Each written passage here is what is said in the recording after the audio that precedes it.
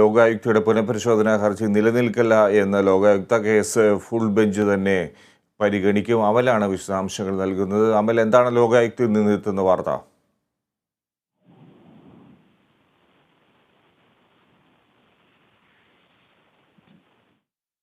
അമൽ, കേൾക്കുന്നുണ്ടോ? Case full bench തന്നെ പരിഗണിക്കും എന്നുള്ള വിവരമാണ് ഇപ്പോൾ ലഭ്യമാകുന്നത്. ദുരിതാശ്വാസ നിധി വകമാറ്റലിൽ എന്തൊക്കെയാണ് ഇപ്പോൾ ലോകായുക്തയിൽ നിന്നെത്തുന്ന വാർത്ത?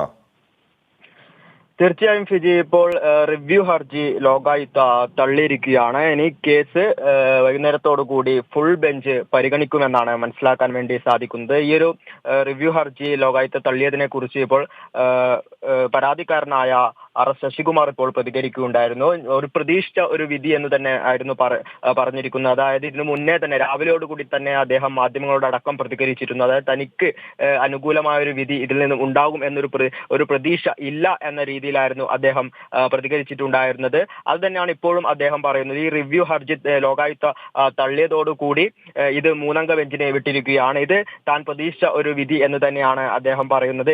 ഇനി ഇത് 3 അംഗ ബെഞ്ച് പരിശോധിക്കാൻ വേണ്ടി പോവുകയാണ്. അതേസമയം തന്നെ നേരത്തെ ലോകായുക്ത പറഞ്ഞ കാര്യങ്ങളും ഇവിടെ വളരെയധികം പ്രസക്തമാവുകയാണ്. ഈ ഒരു കേസ് ലോകായുക്തയുടെ 3 അംഗ ബെഞ്ച് പരിഗണിക്കുമ്പോൾ അത് മറ്റൊരു ജഡ്ജിന് മാറ്റി നൽകുകയല്ല ചെയ്യുന്നത്. പകരം ഇപ്പോൾ പരിശോധിച്ച ലോകായുക്തയും ഉപലോകായുക്തയും അടങ്ങുന്ന ആ ഒരു ബെഞ്ച് തന്നെയാണ് ഇത് പരിശോധിക്കുന്നത്. അതായത് ഒരു ലോകായുക്തയും ഒപ്പം തന്നെ 2 ഉപലോകായുക്തയും അടങ്ങിയ ഒരു ബെഞ്ചായിരിക്കും, ആ ഒരു ഫുൾ ബെഞ്ചായിരിക്കും ഈ ഒരു കേസ് പരിശോധിക്കുക. അത് ഇന്ന് വൈകുന്നേരം 3 മണിയോടുകൂടി ഉണ്ടാകുമെന്ന് തന്നെയാണ് മനസ്സിലാക്കുന്നത് ഫിജി. ശരി അമൽ. BJPയുടെ വാർത്തയിലെ വിശദാംശങ്ങളിലേക്ക് തന്നെ വീണ്ടും പോവുകയാണ് അമൽ. ഇപ്പോൾ ഇത്തരത്തിൽ ലോകായുക്ത ഈ ഒരു തീരുമാനമെടുക്കാനുള്ളൊരു സാഹചര്യം എന്താണ് അമൽ?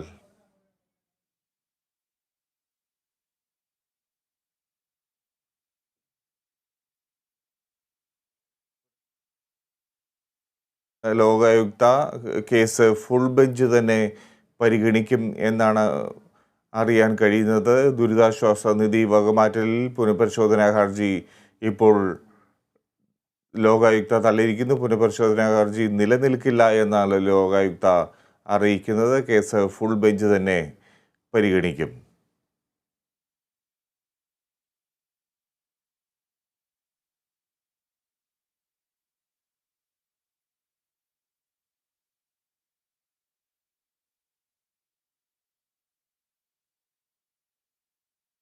അമൽ വിശദാംശങ്ങളുമായി ചേരുന്നു. അമൽ, ഇതോടെ ലോകായുക്ത എന്ത് നിരീക്ഷണമാണ് ഇതുമായി ബന്ധപ്പെട്ട് നടത്തിയിരിക്കുന്നത്?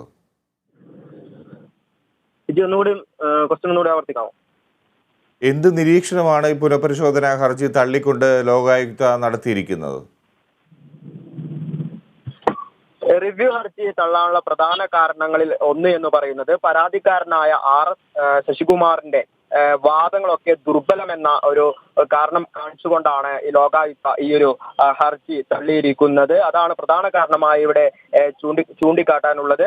ഈ പരാതിക്കാരന്റെ വാദങ്ങളൊക്കെയും ദുർബലമായിരുന്നു. അതിനാൽ തന്നെയാണ് ഈ ഒരു കേസ് ഫുൾ ബെഞ്ചിലേക്ക് ഈ ഒരു ഹർജി പരിഗണിക്കാൻ വേണ്ടി നിൽക്കുന്നത്.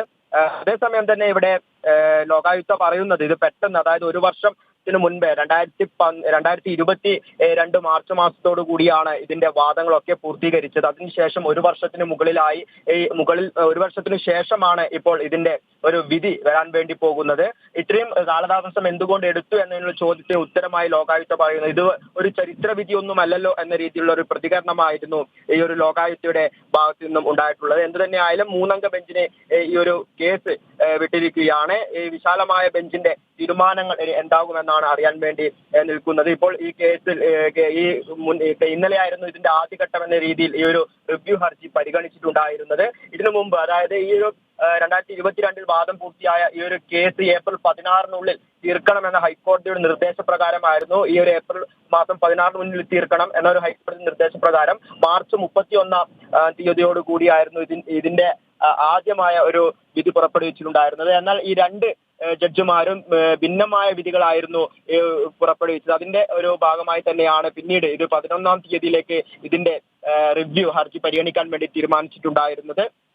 എന്നാൽ കഴിഞ്ഞ ദിവസം ഇവിടെ ശശികുമാറിന്റെ അഡ്വക്കേറ്റ് ഹാജരാവാൻ വേണ്ടി സാധിച്ചിരുന്നില്ല. അതിന്റെ അടിസ്ഥാനത്തിൽ ഇത് ഇന്ന് ഉച്ചയോടുകൂടി 12 മണിയോടുകൂടി വീണ്ടും ഇത് പരിശോധിക്കുമെന്ന നിലയിലേക്ക് എത്തിയിരിക്കുകയാണ്. എന്ത് തന്നെയായാലും ഇപ്പോൾ ശശികുമാർ പ്രതീക്ഷിച്ചതുപോലെ തന്നെ അദ്ദേഹത്തിന് അനുകൂലമായ ഒരു വിധിയല്ല ഇവിടെ ഉണ്ടായത് എന്ന ഒരു പ്രസ്താവനയാണ് അദ്ദേഹവും നടത്തിക്കൊണ്ടിരിക്കുന്നത്. ഇത് 3-അംഗ ബെഞ്ചിന്, അതായത് വിശാല ബെഞ്ചിന് ഈ ഒരു കേസ് നീട്ടി നൽകിയിരിക്കുകയാണ്.